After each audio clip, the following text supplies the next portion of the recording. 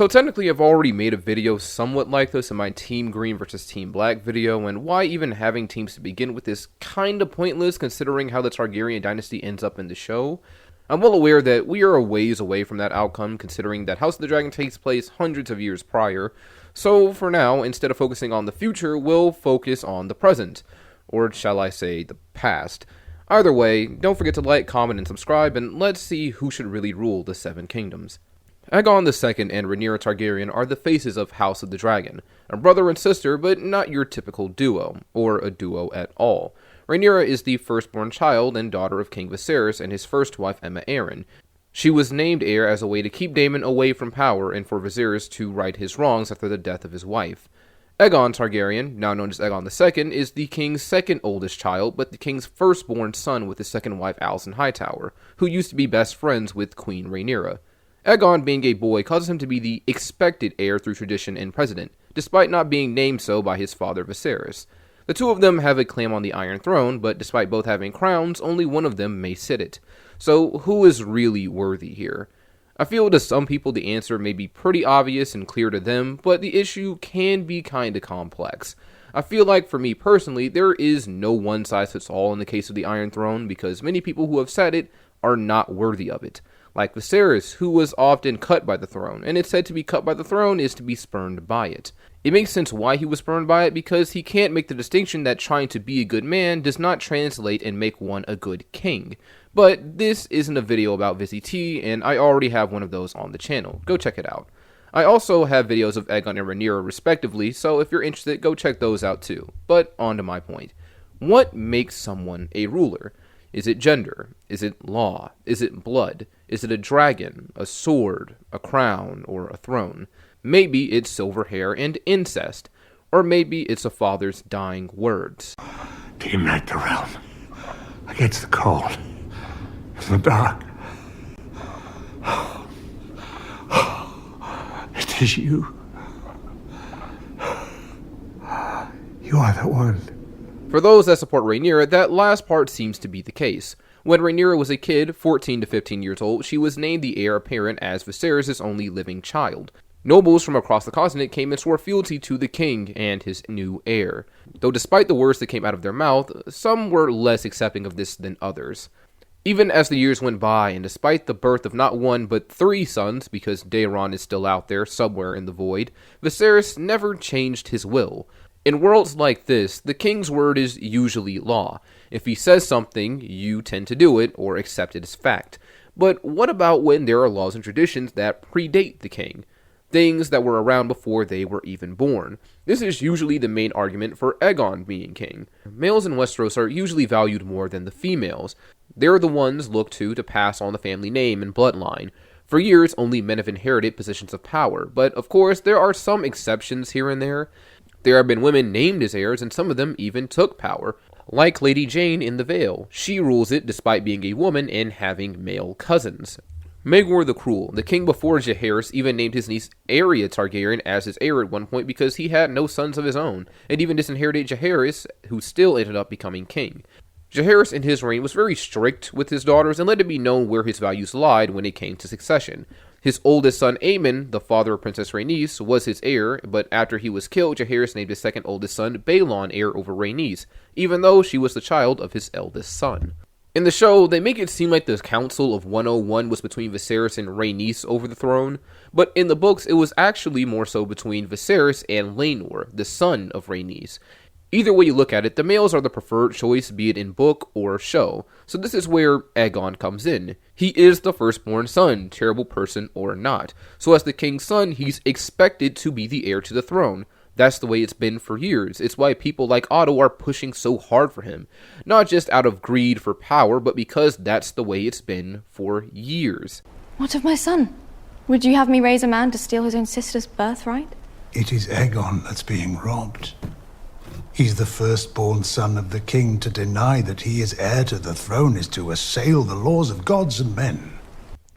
Though you could try debating that, because back in the early years of Aegon's conquest, the succession was left open to interpretation and less concrete. Aegon had 2 sons, Aenys and Maegor, and Aenys took the throne because he was the eldest. He then had a son named Aegon the Uncrowned, because after the death of his father Aenys, Maegor took the throne and later killed his nephew when he tried to reclaim it. Aegon the Uncrowned also had a sister named Rhaena, who was also his wife, and back before Aenys died, it was actually wondered if Rhaena came before Maegor in terms of succession because she was the child of Aenys. But, as I mentioned before, as time went on, men became the norm. But this whole idea of who should rule based on gender is kinda dumb.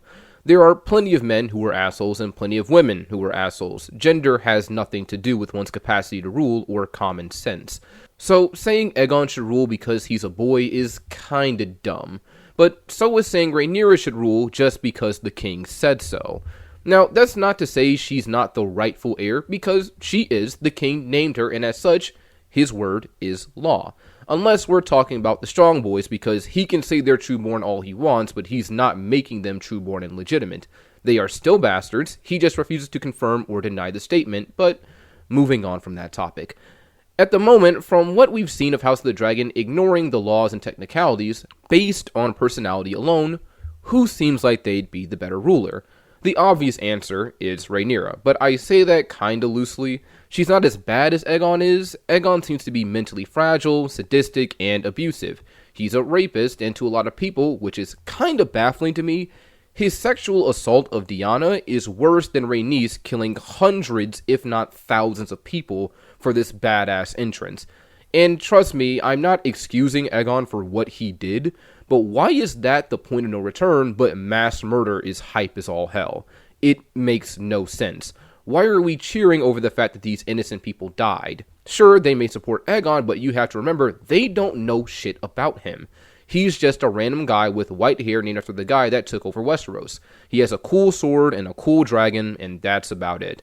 So it's not like these people are treasonous traitors or anything like that. But moving on again. What actually makes Rhaenyra potentially a better ruler than Aegon? Well, for starters, she had the king's support. Whatever grievances you may have with her or her father, you can't deny he supported and upheld her claims quite literally to his death. She was named the heir to the throne. The Lord swore fealty to her, even if most of them are dead now. He rose from his deathbed to defend her and her sons.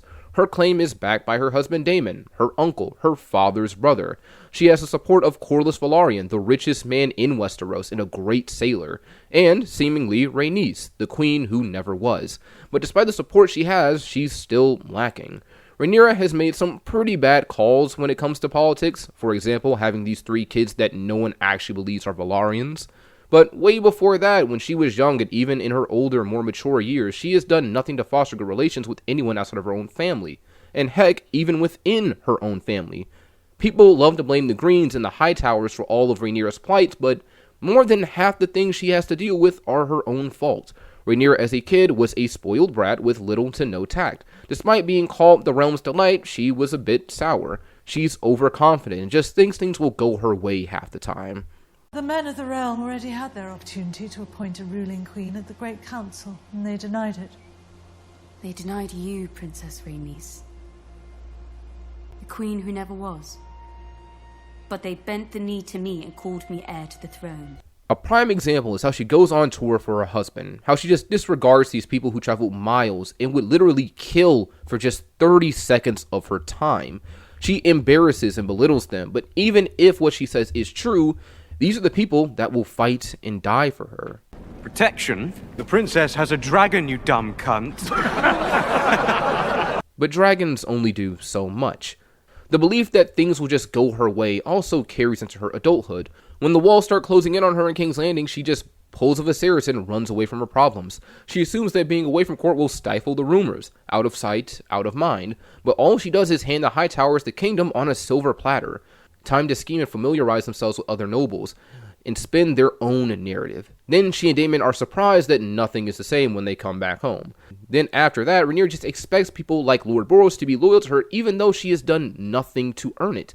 People like to argue that everyone who turned their backs on Rhaenyra is wrong, and that's also a complex thing. Because just viewing things based on law, yes, they are wrong. But keeping an oath doesn't make the act good or right. In the eyes of the law, yes, it's dishonorable and seen as evil to break an oath.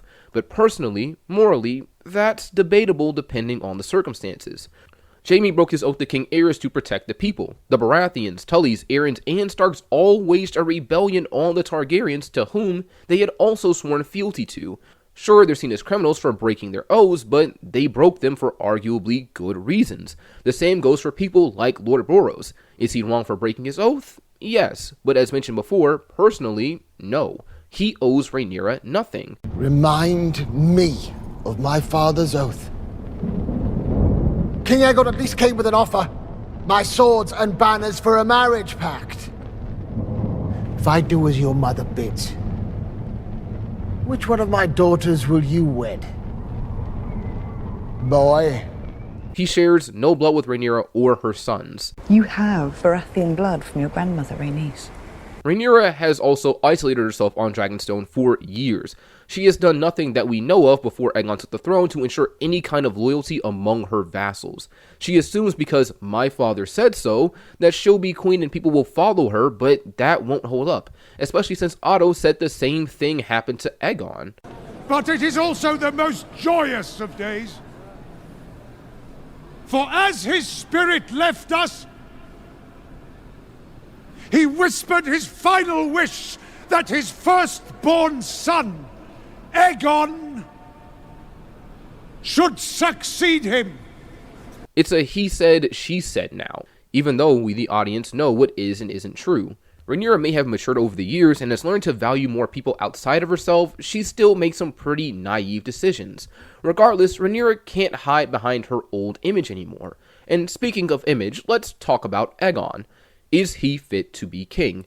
Absolutely not.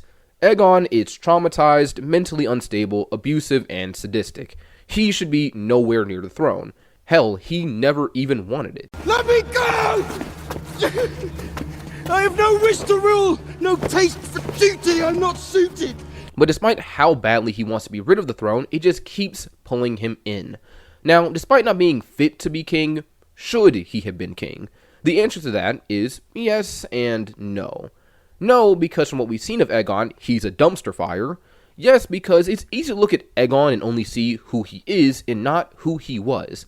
The man he became and not the child he used to be. As a kid, Aegon was innocent, and I think this is when Aegon should have been named the heir and properly trained for the role instead of having it just forced down his throat.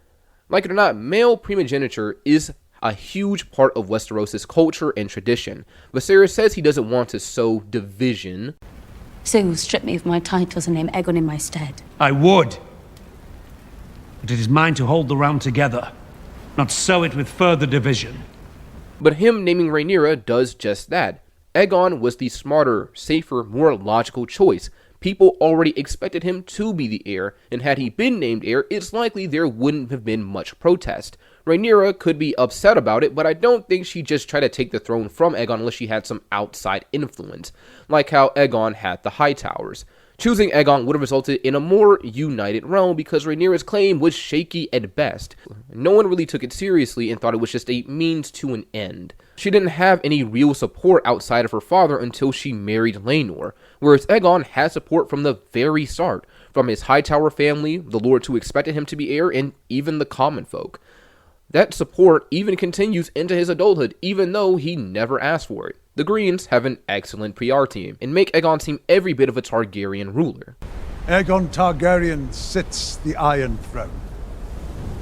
He wears the Conqueror's crown, wields the Conqueror's sword, has the Conqueror's name. He was anointed by a Septon of the Faith before the eyes of thousands. Every symbol of legitimacy belongs to him. But it takes more than looking like a ruler to be a ruler, and that goes for both brother and sister. A crown doesn't make you a ruler, nor do family heirlooms and the words of others. I am the king! Any man who must say, I am the king, is no true king. Actions speak louder than words, and both Rhaenyra and Aegon have had their fair share of screw-ups, some more dangerous and heinous than others. Where I stand on the argument is that neither of them deserve to rule, but if I had to make a choice, Rhaenyra would probably be the best. Despite her making some very questionable and dangerous decisions, she's not a rapist and actually seems to have her head on straight to a degree. Now, all of this is subject to change as we see more of the story. Aegon could very well prove himself to be a capable leader despite his flaws. Perhaps the pressure of ruling could turn him into a diamond, or maybe it'll shatter him even further. And the same goes for Rhaenyra. Perhaps she'll rise to the occasion, or maybe she'll fall even lower. Who knows? There is no right answer, like a lot of people believe, at least in my opinion, but you guys let me know who you support, why or why not, and don't forget to like, comment, and subscribe. The Empyrean will see you next time. Peace.